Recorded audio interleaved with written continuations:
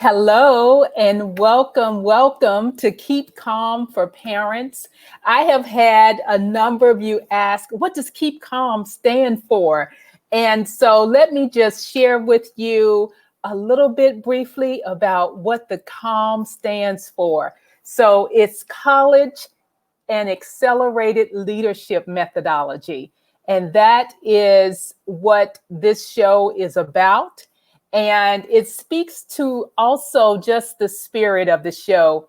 So I am Dr. Pamela Ellis, and known as the Education Doctor.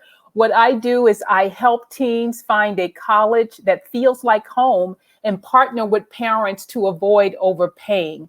And in all of the work that I do and the methodology that I use in my program, it's all about really doing things in an intentional way, being mindful, and taking out all of the stress that we know that's involved with, making decisions around how to educate our children. And so I thank you for joining me today and just look forward to sharing with you some exciting tips around junior year. And you've heard me talk about junior year over the last several weeks because junior year is really the start of the college admissions process. And so many times when I'm working with families, I'll see families in senior year and there's a lot of things that they haven't done.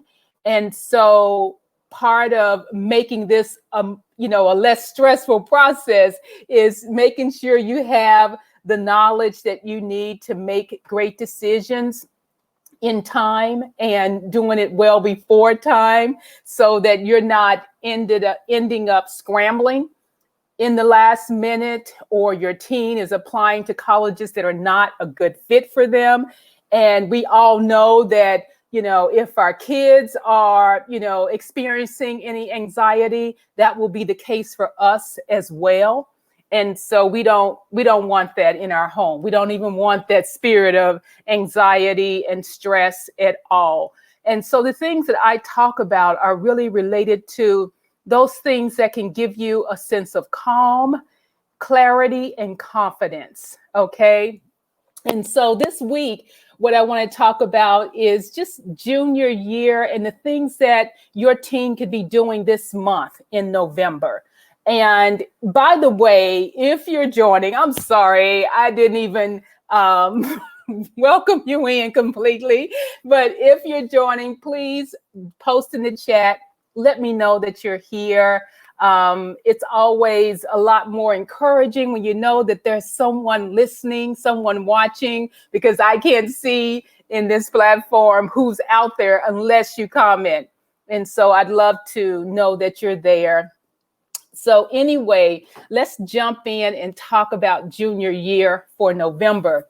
And this has really been on my heart the last couple of days because as I was talking with some families recently, one mom in particular mentioned that she just felt like she was behind and felt like, she hadn't done everything she needed to do to really help her teen to reach her dreams. And I mean, I know that feeling because, I'm a mom. I have 3 kids. My kids are in college now. So I've been through that process and I'm going through it all over again, even with the students that I work with. But I know how that feels in terms of just, feeling like you're shortchanging your child in some way. And I know I especially felt that sometimes, with my youngest. And, this mom, was talking with me about her youngest. She also had 3 kids and she felt like, with the other 2 children who were older, it was a different kind of process for them. And that is true, regardless of your kids, being, in the same household, they're each different. And the college admissions process could look different for them, as well as the colleges that will be on their list. Because I know, for my own kids, it wouldn't make sense for them to be at the same college because they're very different kids. They're very different in so many ways. And so as she was talking about, feeling behind and like she waited too late, I really wanted to just encourage her spirit to let her know that, no, it's not too late. I mean, your daughter is a junior and there's still things that she can do now that's going to position her well for next year. And so that's what I want to talk with you about today is just, what can your junior do now in the month of November to make sure that they're on track and that they have that roadmap of, how to move forward in this process? Because, if your teen isn't sure of what to do, they don't have any, guidance around next steps for them. It's just kind of out there looming that they want to go to college, but there really isn't any confidence that they have in terms of what their decision is going to be.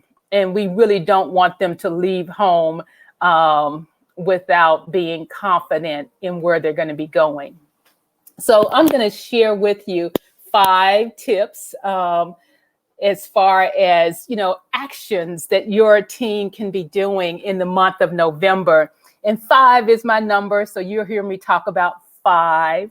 But the first one I'd like to share with you, an action that your teen can do this month, is setting goals. Oh man, they can set SMART goals that really support them and position them for what they want junior year to be.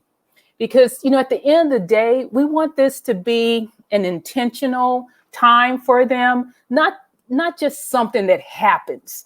And, teens, just like adults in many ways, want to have a sense of control. And so setting goals, is part of that. And it helps them to actually be accountable as well in terms of their actions through junior year. And, that's really the start, of my work with students each year is setting goals and setting SMART goals. And we all know that SMART goals are specific, measurable, achievable, realistic, and timely, or time bound. They're all those things, those 5 things that SMART goals are. And they can really make a difference in, setting your teen up for success and making sure that they have a sense for what they want to accomplish in junior year. So, some examples of goals that my students, may set will be related to, their GPA, what they're doing academically. Sometimes it's around mental health, so goals around self-care. And in some cases, it's around athletics, perhaps, being selected to a particular regional soccer team. That could be a goal. But really thinking about what are their goals. And I encourage my students to have usually around 3 to 5 goals, no more than that, because you know how when you have too many of them, it's like you get just distracted. You just get distracted, no other way to say it. And so with having those goals in mind, it really keeps them on track through the year. And I suggest too that, one of them is a personal goal. It doesn't have to, always be just about school. And, some students, will have, 3 very specific school related goals. And I say, hey, what about something for you? What about some way to reward yourself? And, thinking about your self-care, your, overall being, as opposed to only school related. Or maybe it's something you want to do within your community that you feel good about. So really, thinking about what those goals will be. The second thing that I would suggest is doing some type of self-assessment or reflection. And there are a number of self-assessments that are out there, and it's really about them, developing their own self-awareness and knowing who they are and what things they desire, as opposed to just kind of being in a place where everyone is telling them what they should do or what they should, who they should be. No one wants to feel that way. And so in the same regard for your teen, giving them, those tools that may help them with figuring some of that out. One of the tools that I like to use is this Do What You Are, which many of you probably have access to through Naviance. And it's more of a personality assessment, similar to like a Myers-Briggs, but it's a Myers-Briggs for teens. And it's just a good tool because, I was talking with the student just yesterday who had taken it, and he was in INTJ. And, we talked about that and really talked about it as far as, what it meant for him, for, the type of school that he would be seeking later. And so it was good because, he was saying how, he's somewhat of a shy kid, but he really is, he likes people, in terms of being an introvert. He still does, like being around people, but he can be shy at times and would want to be in a place where he is, academically challenged and able to talk about ideas, and also, be in a place where, knowledge for the sake of knowledge is awarded.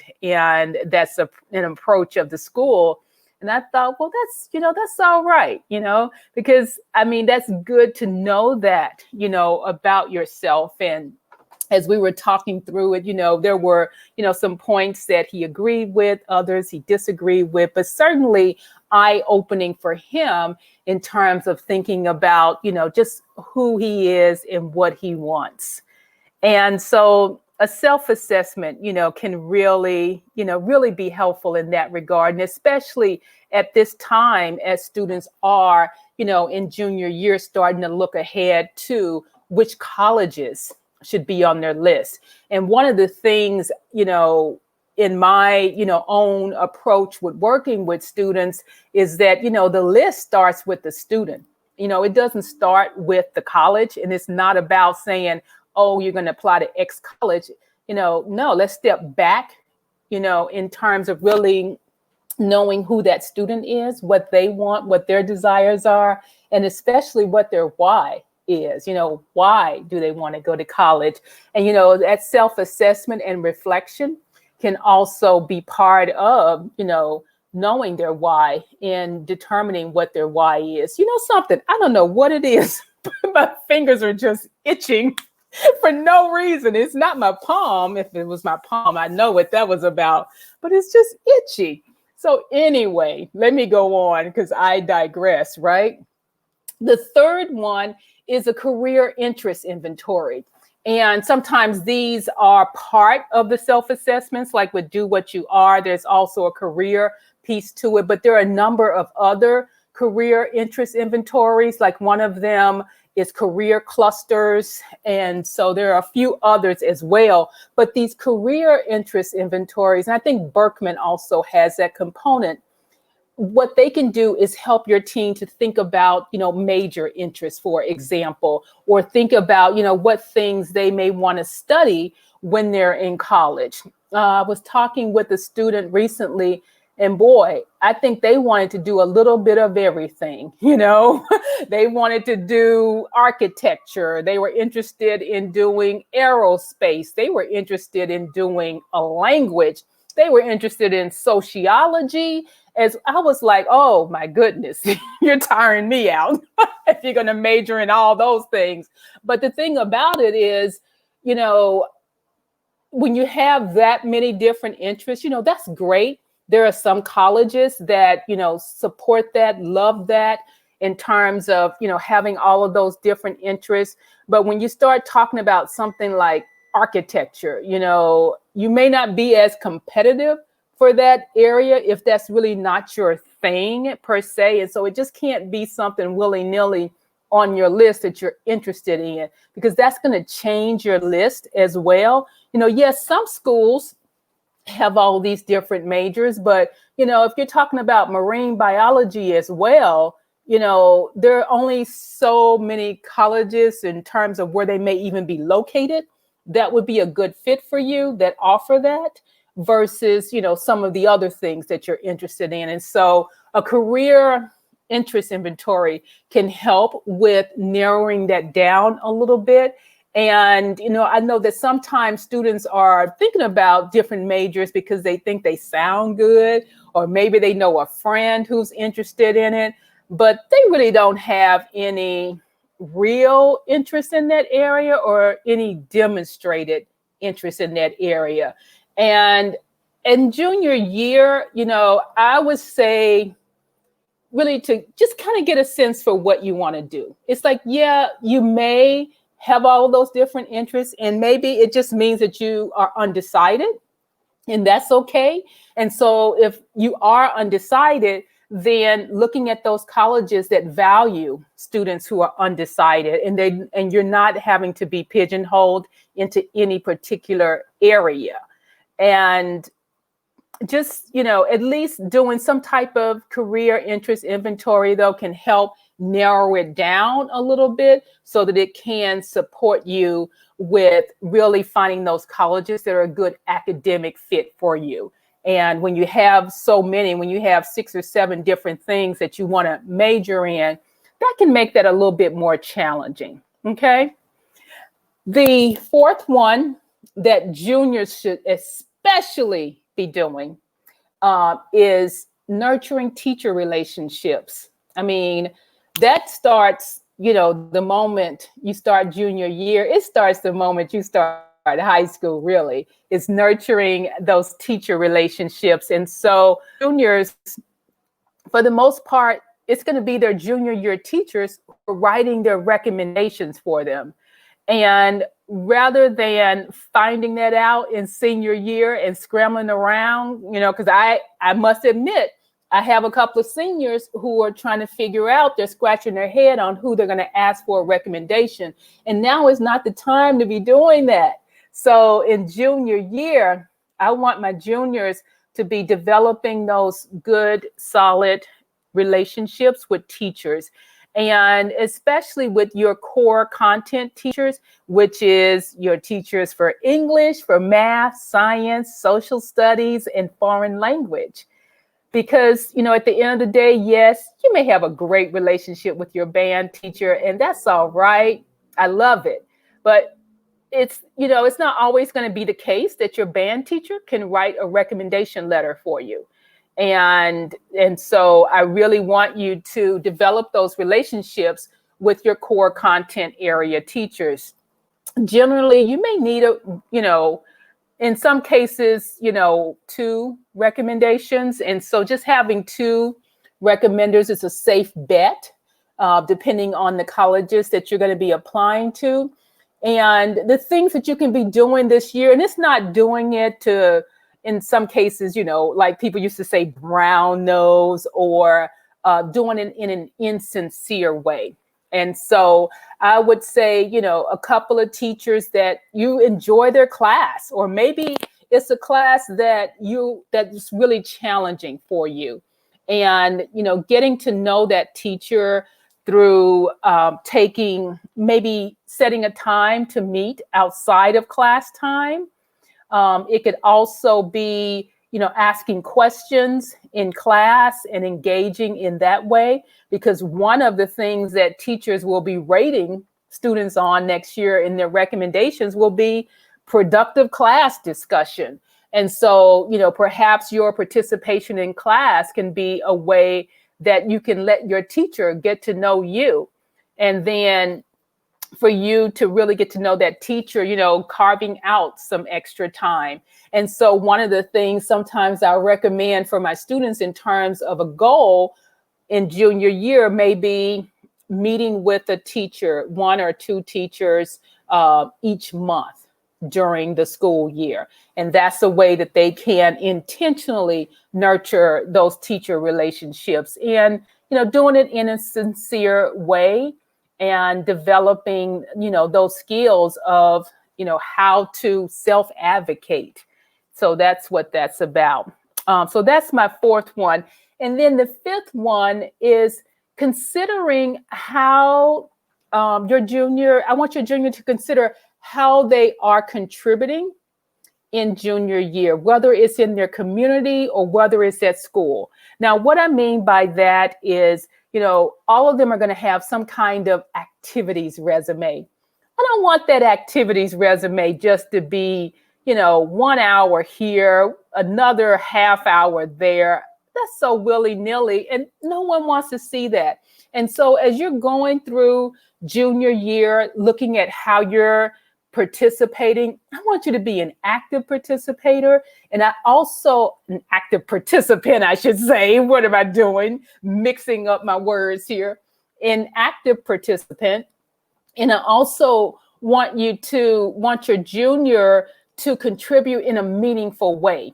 And so if there's a club that they have on their activities resume and they only are doing 1 hour during the year, take that off. Stop doing that. Focus on those things that you enjoy doing, that you want to be committed to. And, it's the same way as, students saying, oh, I need to do some volunteer work. And I always ask them, why? Why do you need to do any volunteer work? And they say, because I need to put it on my resume. And I'm just like, no, you don't, because that is not the reason to do volunteer work.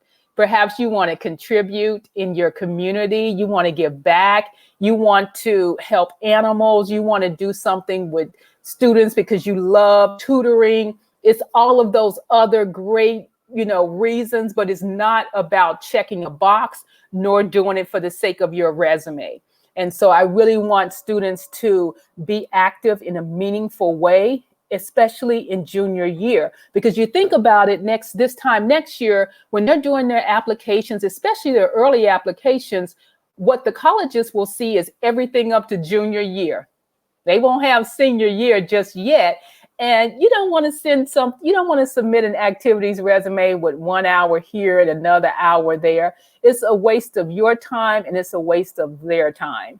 So think about how you want to contribute this year and do it in a meaningful way. And you can do that now, because November is a great time to really jumpstart this process. It's not about sitting around thinking that you waited too late.